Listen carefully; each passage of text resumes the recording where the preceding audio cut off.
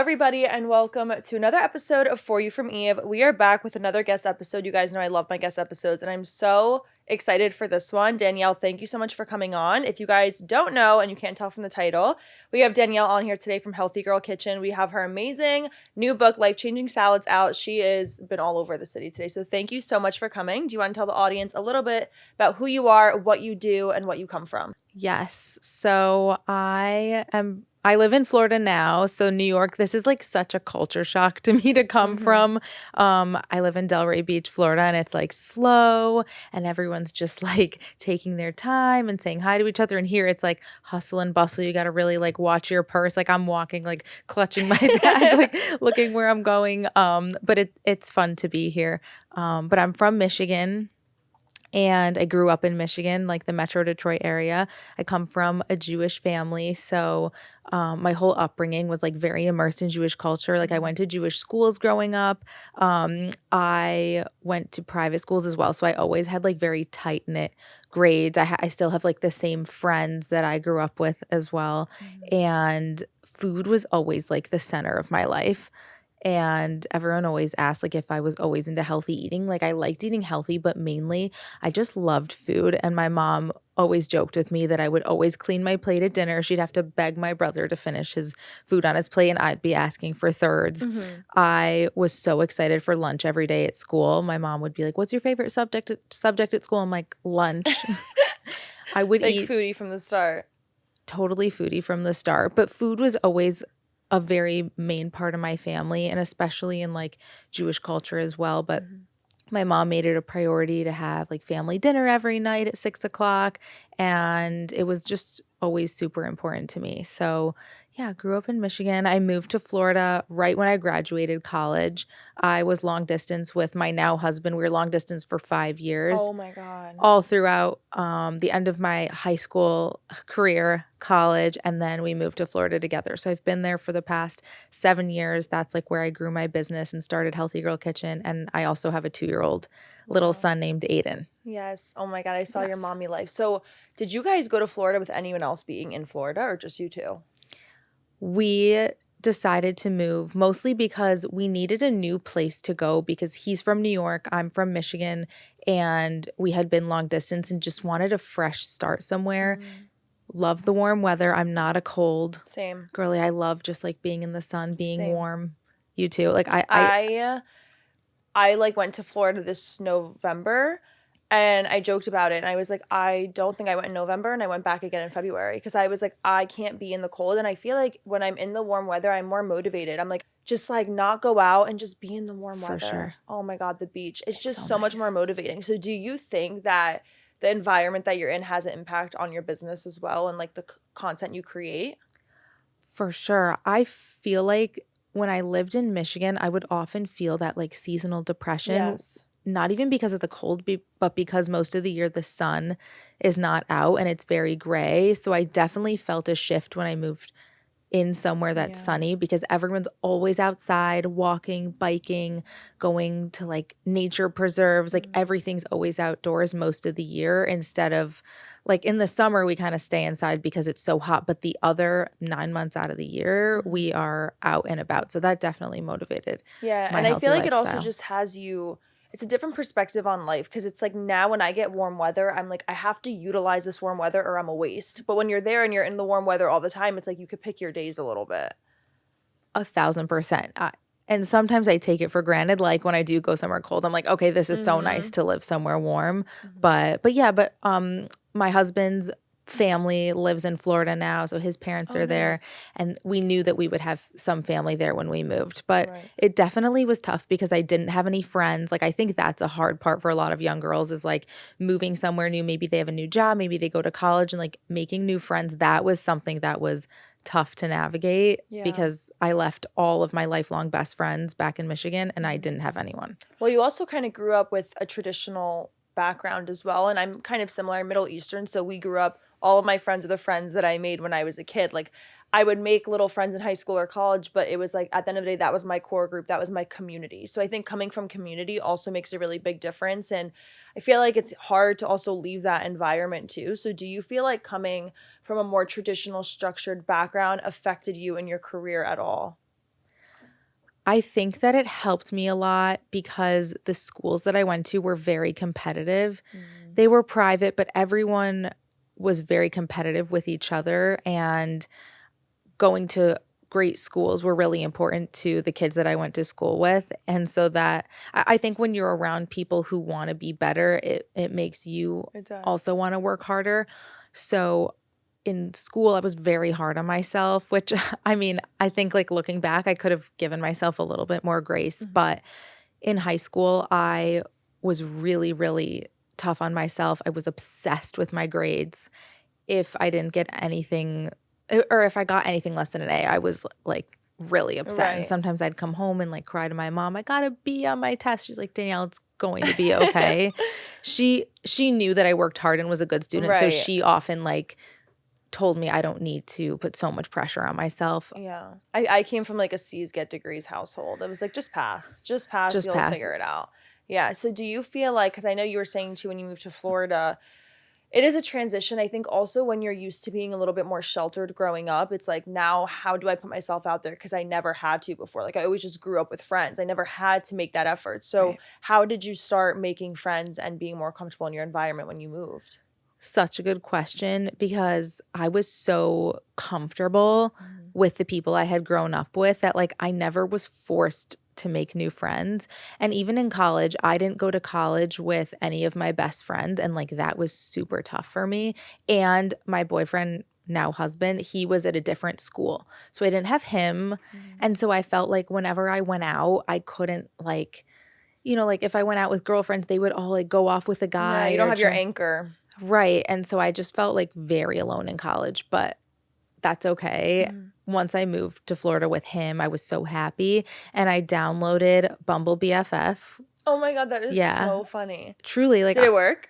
it did, and my sister-in-law had been like, "You need to download Bumble BFF." I made so many friends when I moved, like, out of New York, and so I met my friend now. I'm still friends with her. Her name's Becca, and she was my first Florida friend, and now, like, our kids hang Oh my out. God, It's I so love sweet. that. Yeah, so it really works. Like, you literally, like, go on dates with other girls. Oh my God, that is so It's funny. fun, and you can, like, swipe on them and, Oh, I like, never see even if you heard have of this. I met, like, the nicest girl. It was literally all just, like, normal, nice girls who maybe, like, they were starting college or they had just moved for a new job and they just wanted to make new friends, and I met some nice girls that way. Amazing. So when Yeah. you were in college, I know I read, I don't remember if it was your Instagram or your website, but you were talking about how you pretty much were making a plant-based diet in your dorm room. So how did you find the time and just everything to even create a healthy lifestyle while in college? Because I think a lot of people struggle with that because there's not enough time, there's not enough room. So how do you kind of like block out those excuses and make that happen for yourself? I was eating really unhealthy. I went to Michigan State University, and they're known for their dining halls. They had, like, all-you-can-eat pasta bar or all-you-can-eat pizza bar. They had frozen yogurt machines, like, in every dining hall, and you could just get unlimited froyo all Oh day. my God. It was so good. Yeah. Unlimited, they had you could pick a cookie and then pick ice cream and do, like, ice cream cookie sandwich, and it was just like I mean, you're 18, your parents aren't there, you have an unlimited dining hall card, so I was just, like, eating everything, and it Right. was fun, but then I started feeling really sick. I mean, if anyone was eating, like, fettuccine alfredo and then having a soft serve afterward, like, it was just a lot of dairy and a lot of heavy Right. foods, and I'm sure that the dining halls weren't using quality ingredients either. What did you begin feeling? I started just feeling very ill after eating. I would feel like I would need to like go to the bathroom. I felt nauseous. I felt like I was going to throw up. It was just very heavy, a lot of sugar I was probably intaking. Right. And this was the first time I really was like, I need to make a change because I feel really sick from my diet right now. And I didn't know where to start, which is, I Mhm. think, a big problem with a lot of I people. They agree. want to eat healthier, but they have no clue where to begin. And so I just began in my dorm room researching how can I become healthier. So first, I stopped eating the mystery meat in the dining halls. Mhm. I'm It's a good vegan. first step. It's a good first step. Like you have no idea what the Right. meat is, where they're getting it. I think a lot of people, you know, they don't necessarily want to be vegan. So if you are going to eat meat, I'd say like know where it's coming from. Mhm. So that was really like my first step. And then I stopped eating anything that was like obvious sugar. I still wasn't aware of like added sugar and maybe a marinara sauce, but the cookies, the frozen yogurt, the cake that they were serving, any of that, I stopped eating. But at the same time, when I was eliminating those things, I was adding other things in. So they had amazing salad bars in the dining halls. I would eat like 3 helpings of salad instead of maybe having an ice cream at the end of dinner. They had a pasta bar, and instead of getting the fettuccine alfredo, I asked them like, "Hey, do you guys mind carrying whole wheat pasta and gluten-free pasta?" And they started buying it. Wow. Yeah, because I asked, and I would ask for marinara sauce instead of like the heavy dairy Right. alfredo. And I think they used canola oil to like saute all the veggies. And I asked, "Can you just steam all my vegetables just with water?" Right. So I would get a ton of veggies, whole wheat pasta, marinara sauce. So That's just so nice that they were like going along with that. yeah, they were more than happy to help. And I think like that's one of my big tips if you are in college is to advocate yourself within your dining halls. Like usually they're more than happy to carry something for you or make accommodations for your diet. So just making those small changes and like swapping out for the dairy because that really was upsetting my stomach and also making my hormonal acne really bad. So once I eliminated the dairy, that really made a big difference. And so I just started making those small changes. I was microwaving sweet potatoes in my dorm room. I had a huge fruit bowl in my room and I'd keep like bananas and oranges and apples and things that wouldn't go bad, like protein bars, peanut butter. I had a mini blender, so I'd make like little protein shakes. I mean, I didn't have a kitchen. I had like no money. I didn't have a car, so I really had to work with what I had. But after 4 months of eating plant-based, I lost 20 pounds, which I wasn't trying to lose weight. It just happened when I was making healthy choices. I used to suffer from really bad heartburn, just like awful digestion, and going plant-based got rid of my heartburn. Did you have like acid reflux? Or was it more just like it would hurt? A little bit of acid reflux, but it would like hurt in my chest. Okay. Just from all the inflammatory foods I was eating, all the sugar, all the dairy, mystery meat. And once I got rid of my heartburn, I'm like, wow, this diet is so powerful because I had been to numerous doctors that didn't tell me to change my diet. They just told me to take a Tums and move on with my life. And also I struggled really badly with acne growing up and you did. It's a struggle. Yeah, I started getting acne when I was 14 and it was like my face was covered. I had rosacea. I still have rosacea, but my face was covered in hormonal acne. I actually gave up gluten for a year because I was like, I need to figure out something for my skin. So I gave up gluten for a year. What age did you stop kind of breaking out? So I was breaking out into college and really once I eliminated the dairy, that's when I really noticed that the hormonal acne going up my chin and my cheeks, that really stopped because around my period, I would just break out so badly around the bottom of my face. And it just took such a huge toll on my self-confidence too. Me too. Yeah, like anytime my I wouldn't skin leave the was house bad. sometimes. Like my friends would be like, "Are you coming out?" I'm like, "No, my skin's breaking out." Like it was horrible. Like you couldn't cover it with makeup because then you see the texture. So I completely relate. And I actually have a lot of listeners. Obviously, I have a lot of listeners in their teens, their 20s, their 30s. And I just feel like acne is something that unless you struggled with it really badly, you can't relate to it. Like my friends would get one pimple and be like, "Oh, it's so ugly." And I'm like, "Girl, I have But to like have 30. bad acne and then for me in my situation, I was prescribed so many creams from dermatologists, antibiotics. I was on antibiotics for years, which I think did long-term damage to my gut. And none of the creams they gave me ever worked. They would promise me, hey, this is going to cause a purge for a couple months and then you'll see that it clears up. And it would just always get worse and never get better. And my skin was like flaky and dry and it was just awful. And so nothing ever helped my skin except I did switch to using nothing that they gave me. I decided to throw everything out. And I think I saw on like a YouTube or something, this girl said to put coconut oil on your face. So that was like my first taste of something natural on my face. And I every night would put coconut oil on my face, nothing, like no prescription creams. I had clear skin within like 2 weeks. Wow. But I still had those hormonal breakouts and I didn't know why, but it was from all the dairy I was eating. And once I cut that out, I really noticed a shift in my skin. So it really took like changing out the dairy products, not having the mystery meat, but instead I was having like chickpeas and lentils and tofu and plant proteins. And that for me made a huge difference. So I made it work. And then my second year of college, I had a kitchen. So I was able to really start cooking. Yeah. I had a budget of $40 a week at the grocery store. Oh my I didn't God. eat out because I didn't have any money, and didn't have any like extra spending money to spend. And so I made it work $40 a week. That is I crazy. think we've gotten very I feel like I bought a mascara and like a water bottle the other day. It was like $50. I'm sure you did. Yeah. Yeah, but now you have a job. Right. But at the time I didn't have an option, but I was like very smart with how I did everything. So if you're in college like wanting to eat healthy on a budget, you can do it. I would meal prep overnight oats. I had my 5 mason jars I do at the beginning of the week, make overnight oats. That was like the cheapest breakfast. And then lunches, I would do like a Mexican, like kind of like my own Chipotle bowl. I would do like brown rice, black beans, corn, salsa, guac. That was really cheap because all of those staples like beans, rice, they are literally like $1 at the store. Yeah. And then dinner, I would do like tofu fried rice. I'd make little like tacos. I do like a plant-based bolognese.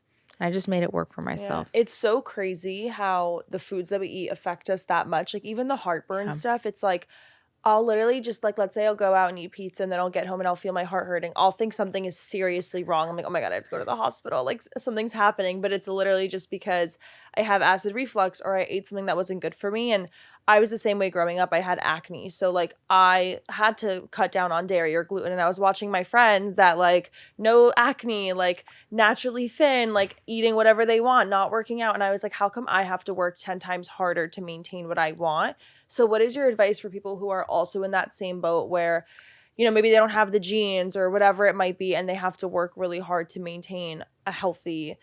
I'm not saying the people that do eat like crap and look great are healthy, but I'm saying how do you because I know what it's like to be really healthy and not see results and get really frustrated. So what is your advice for the girl listening that's going through that? I think just finding a lifestyle that works for you and meeting yourself where you're at, understanding your circumstances. Because for me, someone who's now working, making money, I have a son, so I'm super busy with him. Like I literally like don't have a minute to do anything because I'm watching a 2-year-old and working a full-time job. So meet yourself where you're at and understand your circumstances. But I think consistency is key. And really like loving the lifestyle that you're living. So if you're eating a diet that's making you miserable, you're not going to keep it up for the long term. So you have to find a way of eating that works for you.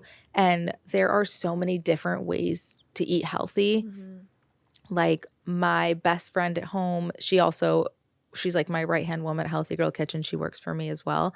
But she eats meat, she eats dairy, she eats fish, but she does it in a way that's like healthy for her and that works for her. Like she eats, I would say 80% plant-based, but then maybe she'll make a salad and put like chicken on it for dinner, or she'll have like salmon and potatoes and vegetables, where my dinner looks a little different. It's like tofu, sweet potatoes and vegetables. And so you have to find exactly like what works for your body, what makes you feel good, what makes you happy. The same for exercising. Like if you're doing a workout that you hate and that you're dreading, you're never going to go. Right. Like even if your friend's like, hey, do you want to go to a spin class? And you're like I want to not go to that spin class. That sounds awful, but your friend loves it.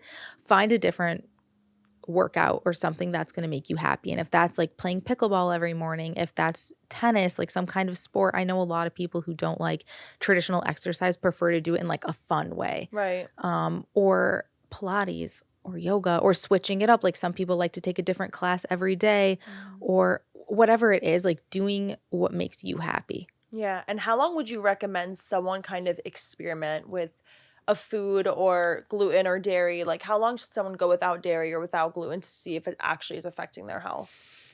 I think that 3 months is a really good, a good time range, because I think that people try to make a diet shift and see how they feel after like a day. They're like, well, I tried being vegan for a day and I didn't feel anything. It's like you have to commit to something for a while to be able to see results. Right. Especially if you're dealing with any type of chronic health issue, it might take a while to clear up.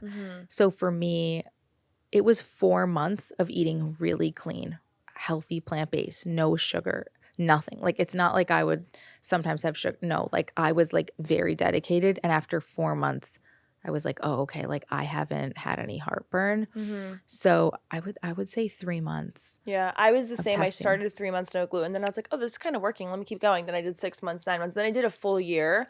And I kind of, right now, I still will eat gluten, but I minimize it a lot because I feel like after a year of doing it, my skin cleared up a lot. I wasn't as bloated, or like my digestion was a lot better. That was something I never really struggled with, but my skin was what was screaming at me. Like, I feel like there's always something in your body that's screaming at you if something's not right. And for me, it was my skin. It was like my skin was screaming. And I was the same way, where I would always go to Western medicine doctors, and they'd be like, take Accutane, spironolactone, birth control, like all these things they were prescribing me.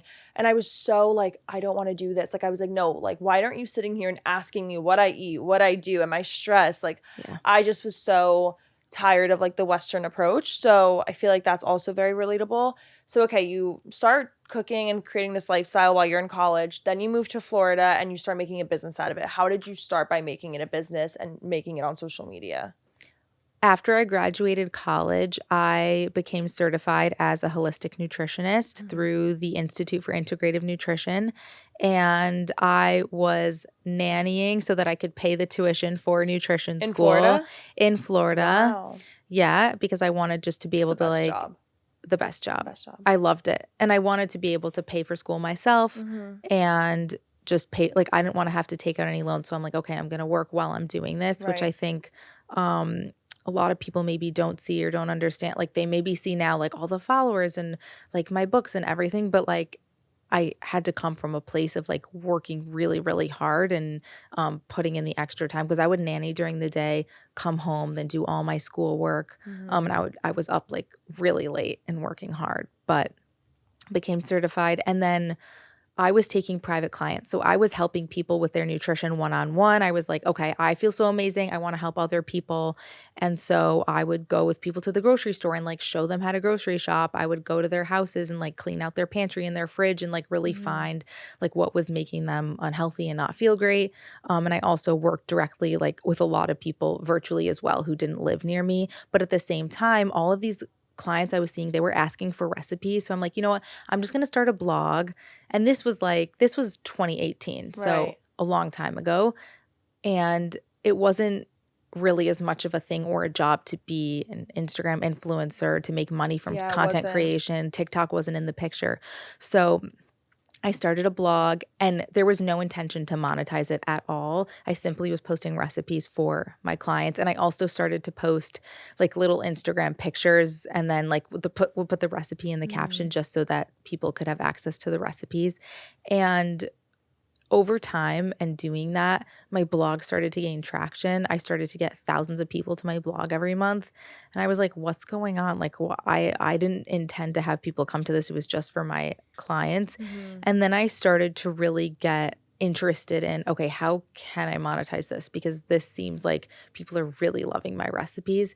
So I joined every single Facebook group on Facebook that had to do with healthy eating, being vegan, plant-based, gluten-free, you name it. I joined the group, and what I would do is go in there and I would copy and paste the link to my recipes and put it in every single group. And that was Smart. sending traffic to my blog. So every day, thousands and thousands of people from Facebook. And then on Facebook, I would have a pop-up that said, hey, make sure you follow me on Instagram. Or in the Facebook post itself, I would say, make sure to follow me on Instagram. And then started getting Instagram followers that way. And then I created this like marketing funnel for myself. And You were doing all this yourself. yes. Okay. And I mean, my husband is really good at all of this. He went to Right. business school. He's very like entrepreneurial. So he's very good at all of this. So he like built my website and everything, which I Right. like can't claim to have built. Like, that is not my strong suit, but he helped me with my blog Right. and setting it all up. But I remember when I made my first $100 from ads on my website, and I was like, this is crazy. Like, I'm going out to dinner tonight. I'm so rich. Yeah. And that just really opened my eyes to, okay, like this could be a place where I could actually make an income. And so then I really started focusing my efforts on Instagram, and I started to get small brands reaching out. And I remember Bonza Pasta was like, hey, can we send you pasta? That was crazy to me. Like, Right. free food and $100 for my blog. This is amazing. Yeah.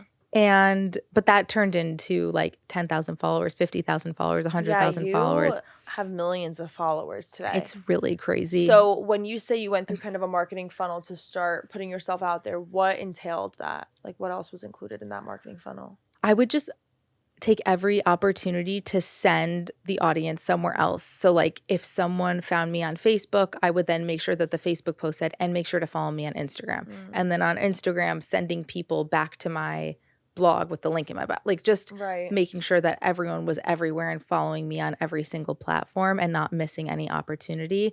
So come 2020, when TikTok came into the picture, I started posting just short form video of recipes because it really didn't exist at the time. Yeah. There were like a couple, like BuzzFeed and maybe Tasty were creating some recipe videos on Instagram, but it wasn't short form and like how we know it today. And it really changed the game. Once I started posting on TikTok, people just responded to my content in a different way. I'm like, oh, this is different than picture, because if you post a picture of a recipe, it's like, oh, that's pretty, that looks yummy. But actually showing a tutorial, that makes it like realistic to someone. Oh, that actually looked easy, I can make that. Yeah. So it just changed like the relatability to a recipe and the approachability, because it showed someone quickly how to make something and it motivated people to eat healthier. So then I started to get a huge audience on TikTok, and then Instagram introduced Reels. And so I took my TikToks, the same TikToks I was making, and I would just put them up on Reels. Those gained traction, and then Instagram just blew up. Like I went from like, I would say 300,000 followers to 3 million followers in like less than a year. That is insane. It was a And this was in like wild growth. 2020, 2021. Yeah, this was so like when TikTok was like just popping off too. Exactly. That is amazing. And one thing I will say about your feed, if you guys don't follow her, if you're going onto her page now, I think healthy eating can be very overwhelming for a lot of people, but something about your feed just makes it very simplified. It's like, I'll click the salad and right there, like the recipe's there. I just feel like that's a really big thing for people with clean eating, is they don't even want to deal with the clean eating because it seems like such a hassle, and then you just make it so easy. Like, look how delicious this looks, the recipe's in there. So I think that's also why your social media grew too, because people could relate to it. And something with social media is people always want to be relatable to who they're like, whoever's creating content for them.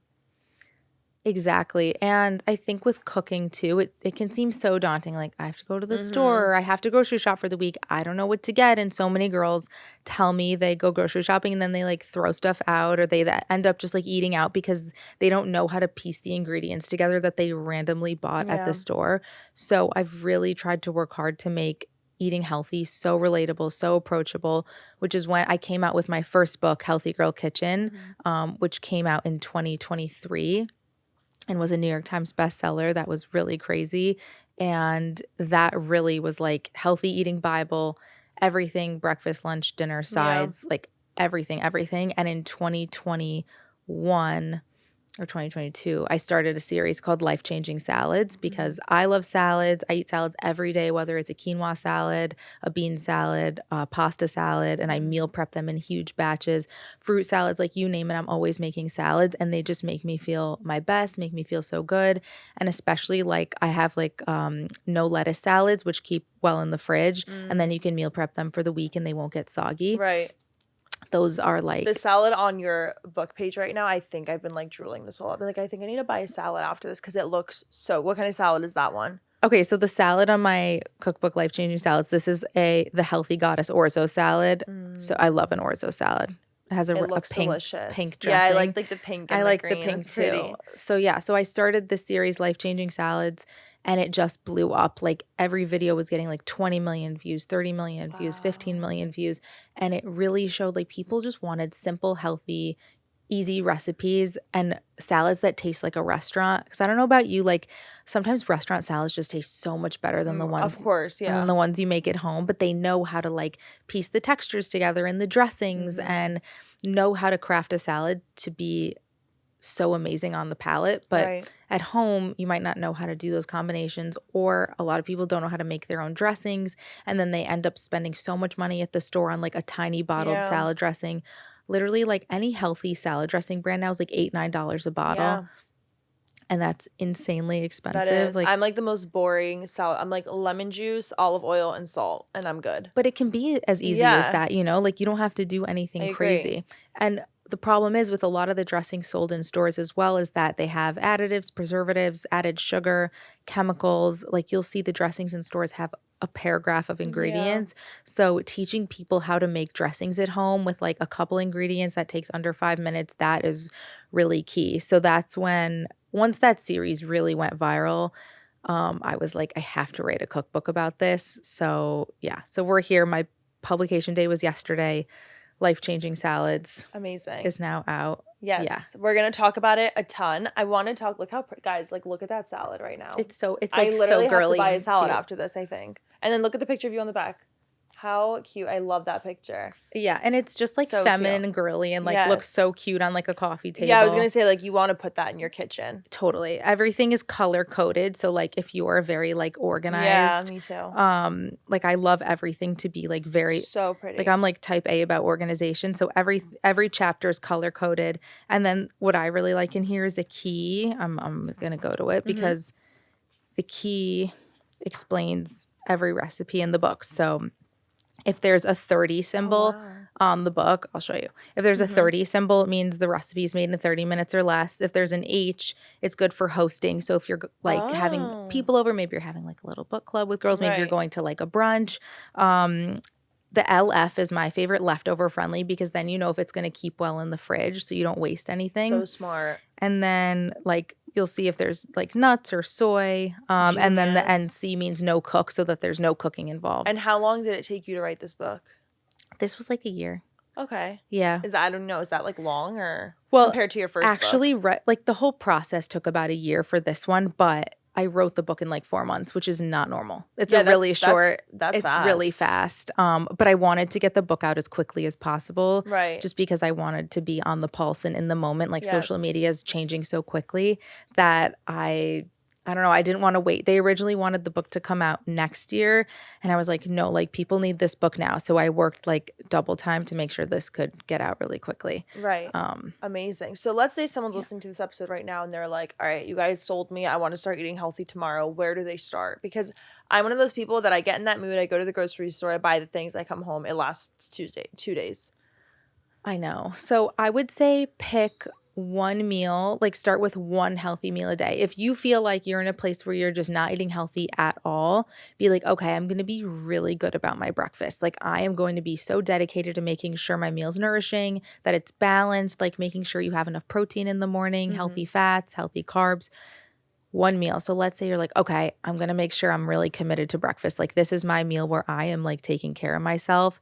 Then commit to that. Commit to that. Do that for a couple weeks. Pick some like I would pick like even 2 breakfasts to start that you really love. You don't need a different breakfast every day. I think it's easy to have a go-to breakfast in the morning. You know what you're buying, you know what you're going to make, and I would have the ingredients at home.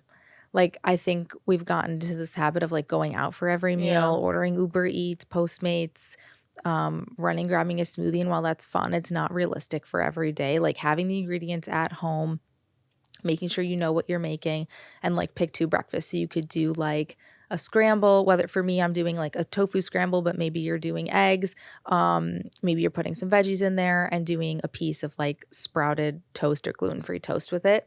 And then maybe doing like a protein overnight oats bowl. And those are your 2 breakfasts you're going to focus on. Make sure you always have the ingredients on hand and like really commit to doing breakfast. And then once you're like, okay, I got this down, pick another meal. Okay, I'm going to be really dedicated to having healthy lunches, and then add that on. Like overhauling everything all at once is very overwhelming. If you're Yeah. like, okay, from now on, starting Monday, I'm healthy. I'm working out every day.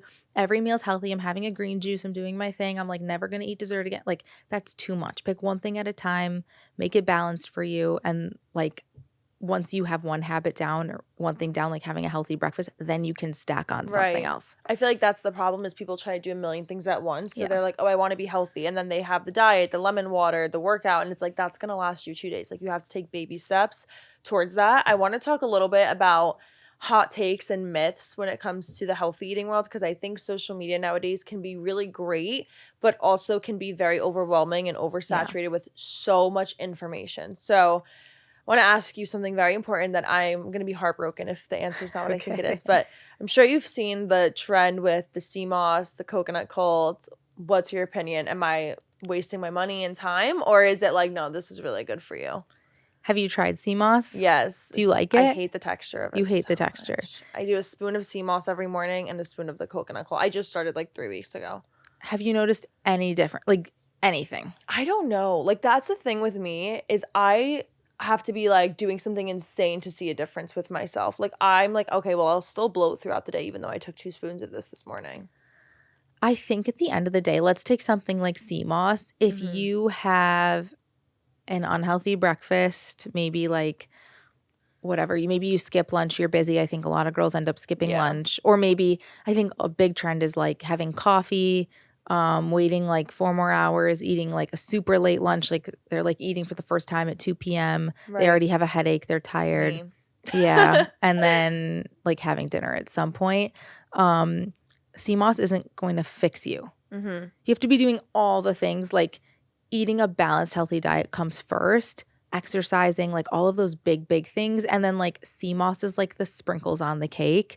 Like you can't have an unhealthy lifestyle, be drinking, smoking, like doing what you're doing, and then like thinking sea moss is going to make your skin glow. True. No, you have to start with healthy diet, exercise. Right. So even like going like sauna 4 times a week, like all of that is so much better than like taking a spoonful of sea moss. But there's some. So you're like a yes on sea moss if you're matching the rest of your actions with it. Yeah, like it's not going to fix your problems just having sea moss. But if you, I think you have to go on what you feel. Like if you feel great, or maybe you feel like it helps your skin. I think that's the biggest claim I've heard is that people think it clears their skin. Yeah, I did hear that. I tried a sea moss gummy. It was disgusting. They're tough. The texture is really tough. No, that's not for me. But at the end of the day, because it's not going to make or break your health, you don't have to do it. If you don't eat sea moss, you're going to be fine. And you don't need to like go along with those mini trends in order to be healthy. Right. And then I think any kind of yogurt is amazing because it's going to have those probiotics that are great for your gut. Any kind of fermented foods, kimchi, sauerkraut, anytime you can add that in. I have a salad in this cookbook that's the yogi salad. It's like all kinds of like colorful, like yummy veggies, but there's sauerkraut in it. And that's like one of my favorite salads. Yummy. So anything fermented, anything with probiotics. So yogurt's great. Do I think you need to spend $40 on a jar of yogurt? No. Right. You can just take a probiotic. Okay. But it is yummy yogurt. Like if you like it and I mean, you enjoy it, that's fine. But I think people feel pressured. Okay, like, do I have to spend $40 on this container of yogurt to be healthy? No. You can get a regular yogurt or you can take a probiotic. Right. Okay, another hot take. Is salt good for you? Salt is definitely good for you in moderation. Eating processed foods in an overconsumption is going to be too much salt. So anything processed, anything that you're getting from a restaurant, those are designed to make you addicted to them. Those are designed to make you want to eat more of them. Right. Restaurant food is for entertainment, not for nourishment. So they're going to be adding extra sugar, extra salt, extra oil because they want it to taste good. That's their goal. Their goal isn't to make you healthy. Right. So if you're at home and you're salting all your own food, definitely add salt to your meals. It makes it taste better. Salt is great for making sure your electrolyte balance is proper. Like I always, in the morning, I always put electrolytes in my water first thing when I wake up and, there's salt in there. Which ones do you use? I think it's called like Synergy or something. Synerplex. Okay. It's like unflavored. There's no sugar. But I do like having like a flavored electrolyte packet too. The flavors. You hate the flavor. I like, but I feel like there are certain brands that are really good and some that are awful. Yeah. I like the, oh my God, what's it called? Ultima. Have you had that one? I haven't. They have like a pink lemonade one. Oh, okay. It's really good. Really maybe good. I'll try that. Because was my pregnancy I've done like craving. liquid IV and I'm like, I don't really love the taste of this. Yeah. I'm like I love salt. I'm like, I put salt on everything. Like, same. I'm crazy about salt. Me and my boyfriend always get into an argument. I'm like, yeah, but it's not that bad for you. Like, if I'm ever like dizzy, the first thing I'll do is I'll take Celtic salt and I'll put a little bit on my tongue with some water. And I'm like, feel like it makes my headache go away. Like maybe that's kind of like how I try to get my electrolytes in. I'm like the biggest salt lover. I always say it's like good for you. Because I feel like if all I do is drink water, then I'm just going to feel like too overhydrated. So I need to like put a little bit of electrolytes or salt into it. Yeah, it'll definitely help your body to absorb whatever you're drinking to add some electrolytes. So yeah, I'm pro salt, but not salt to the point of like adding so much or Right. eating it in like processed foods or at a restaurant. But if you're home cooking your meals and you're adding a little salt to your food, great, amazing. Yeah. Okay, let's talk a little bit again about your book. So what is Okay. your favorite, if you can, your favorite salad in this book? Oh my God. Well, my favorite chapter is the pasta salads just because I'm a Ooh. pasta gal. Right. Yeah, like pasta's my favorite food. So what kind of different chapters do you have in there? Okay, we'll go through. Yeah. We'll do a tour. Yeah. There's 75 salads and like literally every kind of salad you can imagine. So we have my go-to salads, which are like my favorite. So we have like a Chinese no chicken salad, which I do with tofu, fattoush salad, which I'm sure you love. Love fattoush salad. My favorite.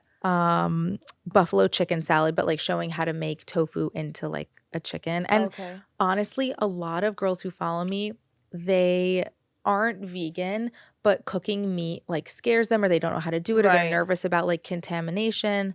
It can be really expensive to eat high quality, like if they want organic meat or free range or whatever they're getting or antibiotic free, it can get very costly. So tofu's literally the Trader Joe's tofu's $1.99. Never tried it. Maybe I should try tofu. Yeah. I've never tried. I'm a meat girl. And that's okay. Yeah. I love my chicken and steak. Like if you're not comfortable cooking meat, Right. like you can like tofu can be amazing. It's literally just like how chicken kind of absorbs any flavor that's going into it. Like it comes plain and you can make Right. it taste like anything with whatever sauce. Like you can do like barbecue sauce or pesto, like whatever you want it to taste like. There's fruit salad. So I love the digestion detox. Like if you feel constipated, if you feel like you need a cleanse, feel super bloated. I might have to try that one out. Yeah, the I feel like digestion recently detox I've been is wanting really to cleanse good. everything, so maybe I'll try that one out. That one's amazing. Grain salad, so like orzo salad, wild rice salads, the gut loving farro salad's really good. Everything's like designed. Every recipe is designed to nourish your body in some way, help your health in some way. So you'll notice that like every recipe will explain like, okay, this one's good for your gut. This is the skin glowing salad. This one's good for your hair. Yeah. I love that. Pasta salads, obviously my favorite. There's a soba noodle salad I have in here that's so good with a sesame crunch tofu. I know I'm mentioning tofu a lot, but Yeah. it's like those So are you're those are saving my grace. favorite. Yeah, I love tofu. Chopped salads is like I love chopped a big salads. category. Me too. They're Yeah. superior. Warm salads. So let's say that it's wintertime and you're like not in the mood for a raw crunchy salad. These are all warm Ooh, smart. and more nourishing. Yeah, so there's like warm salad bowls. The Zen bowl's really good. It's like curry cauliflower, black rice. So yum. And like Yeah. a tahini dressing. I'm like getting hungry. I know, same. I'm always hungry. So seasonal salads too. So if you need something, if you're having like a summer party and you need like Right. summer recipes to put out, maybe like a fall get together, holiday time, there's salads for that. And then last category is no lettuce salads, which again are like the salads that aren't going to get soggy in the Yeah. fridge.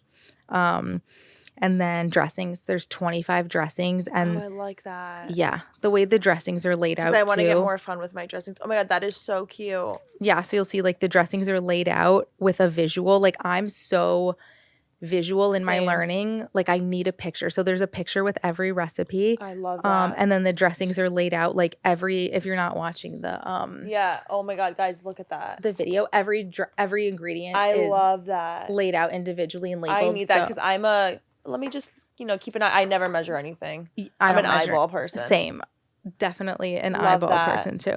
But yeah, it's super user friendly. Everything's gluten-free optional in here too. So if you have a lot of gluten-free people who follow Right. you, like if I say it's a pasta salad, just use gluten-free pasta. Right. If there's any kind of like crouton It's or honestly bread. gluten. I feel like is such an easy replacement. At least for me, Totally. like I've had very good like gluten-free pastas, breads. I'm a little bit harder with dairy. Like gluten-free cheeses are not for me. Maybe like a feta or something like that. But the bread, I feel like the gluten it's easy.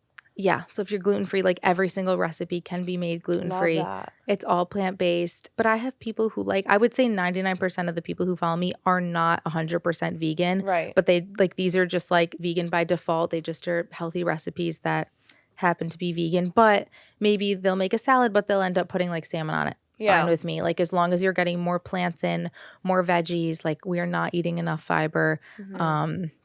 I think I read that like 9 in 10 Americans do not eat enough fiber or Yeah, vegetables. I've been seeing that it's like scary nowadays because like it messes with your colon and stuff. I've been seeing that everywhere. Yeah.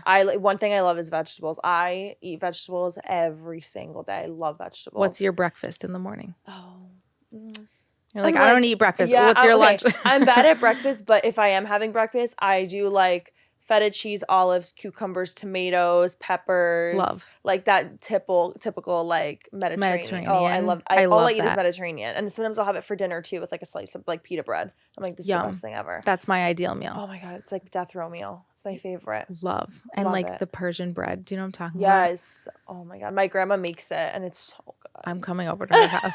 Please do. Oh my God. I feel so motivated right now to just start like having fun in my kitchen again. Thank you so much. I always like course. to ask my guests at the end of every show, what's a quote that you live by that a listener can take with them throughout the day?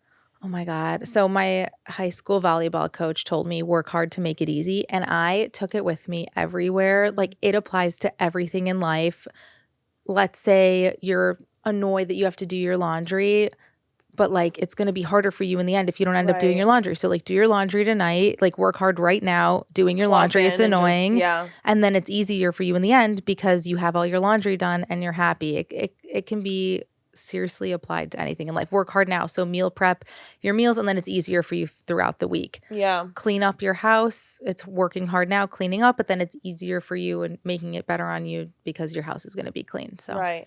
Love that. Work hard to make it easy. Thank you so much, Danielle, for coming on. I'm going to link your book, your website, your blog, Yay. everything down below. You have been so amazing. I'm feeling so inspired to start eating Yay. cleaning. And I'm like looking at your hair and I'm like, I don't see one split end on that head of Oh hair. my God. I'm like ready. Thank you so much for coming on. And if anyone wants the book, on Amazon, it's Life Changing Salads, Barnes & Noble, Target.